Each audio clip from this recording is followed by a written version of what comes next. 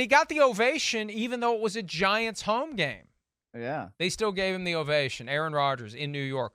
I doubt that they'll be as positive when he takes the field for the regular season Jets-Giants home game coming up later this season. But, this was what Robert Saleh, the coach of the Jets, wanted. He wanted Aaron Rodgers to have gone through the experience of taking the field at MetLife Stadium. Just a couple of drives, 5 for 8, 47 yards, and 1 touchdown. Nothing crazy. Don't get the guy injured. Don't put him back in the fourth quarter to win the Snoopy Trophy like Rex Ryan once did with Mark Sanchez. Just play it safe. Keep it simple. Let him go through the process of getting out on the field. And he did it. And now we'll see him 2 weeks from tonight on that field in their legacy white uniforms facing the Buffalo Bills. What a way to start the season for the New York Jets. Yeah, it sure is, man. I'm really looking forward to that game. There's so many quality matchups in week 1 that we're going to get to see. This one certainly being one of them. Yeah, but I thought, Rodgers kind of looked like himself, let's say. I mean, that throw that he makes right there to Garrett Wilson is just absolutely vintage Aaron Rodgers. And it's something that we saw him do with Davante Adams in recent years, time and time again. And so now he's working, of course, with his new 17. And you see the chemistry kind of come to life that we've been hearing about on Hard Knocks, that we've seen a little bit on Hard Knocks. It's good for them to just go out there, do it once, just show like, okay, we can get ourselves into a little bit of a rhythm, and then get off the field and let's start preparing for that Monday night matchup against Buffalo.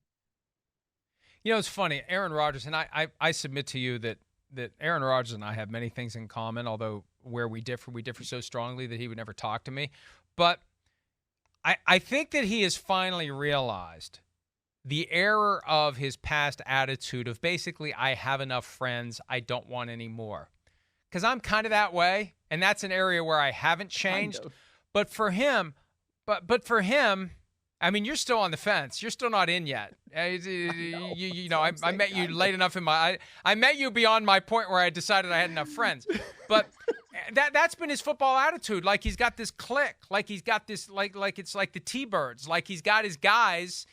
And I just made a Grease reference, and you have no idea because you've never seen that movie. But he's got his guys, and he wants his guys, and he moves in a pack with his guys. I want Alan Lazard. I want Davante Adams. I want Mercedes Lewis. I want Bobby Tunyon.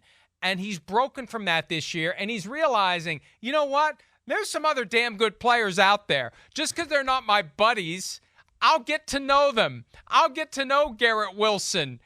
Garrett Wilson's every bit as good as my buddy who left me for the Raiders. And maybe that's what caused him to finally kind of break out of this fever dream, although he still has Randall Cobb with him in New York and Alan Lazard.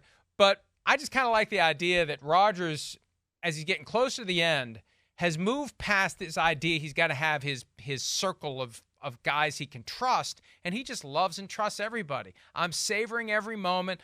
All my teammates, I love them. He was going on and on about Mekhi Becton and how he's grown. I mean, stuff that we're not used to hearing from Aaron Rodgers. But he knows that it's either this year or next year that he's going to be done, and he's committed to enjoying every second of it, because once it's done, it never comes back again for your entire life. It's over. It's kaput. It's finito. Oh, here's another 80s song for you. I Got a New Attitude. That's Aaron Rodgers' theme song right now. I mean, it's crazy the kind of things that we're starting to see from him and hear from him that are just very different than what we've seen before. And I mean, I don't know if we can pull back up that image of him at the press conference, but I mean, you got the deep V and the shells and everything. He's just very zen.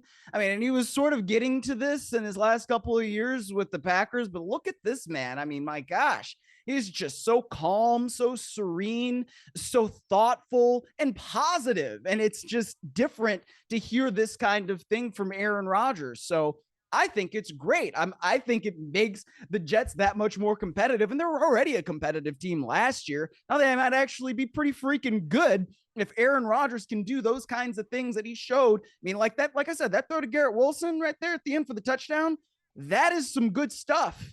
That's going to beat most teams because it's good coverage, but it's a better ball placement and it's a better play by the receiver. They can do those kinds of things. The Jets are going to make some noise, man.